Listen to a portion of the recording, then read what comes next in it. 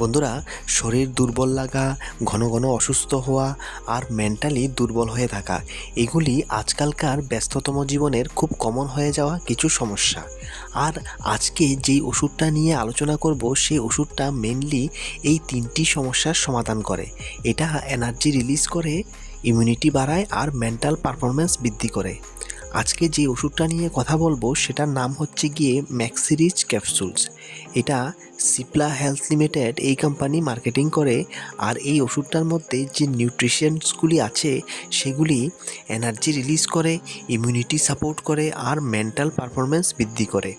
এই ওষুধটার ডোজ হচ্ছে গিয়ে 1 ক্যাপসুল ডেইলি, মানে ডেইলি একটা ক্যাপসুল খেতে হবে খাবার খাওয়ার পরে। বন্ধুরা মনে রাখবেন, এটা একটা ডেইলি মাল্টিভিটামিন বা নিউট্রাসিউটিক্যাল সাপ্লিমেন্ট ফর অ্যাডাল্টস। কী কী সতর্কতা আপনাকে অবলম্বন করতে হবে যখন আপনি এই ক্যাপসুলটা ব্যবহার করবেন? তো মনে রাখবেন, এটা যেহেতু একটা নিউট্রাসিউটিক্যাল সাপ্লিমেন্ট, তাই এটা টানা 3 মাস নেওয়ার পরে কিন্তু কিছুদিনের একটা গ্যাপ অবশ্যই দেবেন। মানে 3 মাস কন্টিনিউ খাওয়ার পরে মিনিমাম 15 থেকে 1 মাসের একটা গ্যাপ রাখবেন। তারপর আপনি চাইলে আবার এই ক্যাপসুল খাওয়া শুরু করতে পারবেন। মনে রাখবেন, এটা কিন্তু কোনো মেডিসিনাল ইউজের জন্য নয়। তাছাড়া এটা কোনো ডিজিজ বা রোগের ডায়াগনোসিস, ট্রিটমেন্ট, কিউর বা প্রিভেন্ট করার জন্যও কিন্তু ব্যবহৃত হয় না। আর আপনি যদি প্রেগনেন্ট হন বা ল্যাকটেটিং মাদার হন বা অন্য কোনো মেডিকেশান নিচ্ছেন, তাহলে কিন্তু এটা ব্যবহার করার আগে অবশ্যই ডক্টরের সাথে পরামর্শ করবেন।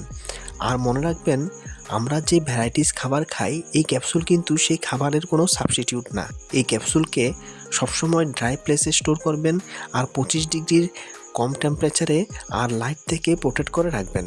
ছোটো বাচ্চাদের থেকেও কিন্তু দূরে রাখবেন। কম্পোজিশনটা এখানে একটু শেয়ার করলাম।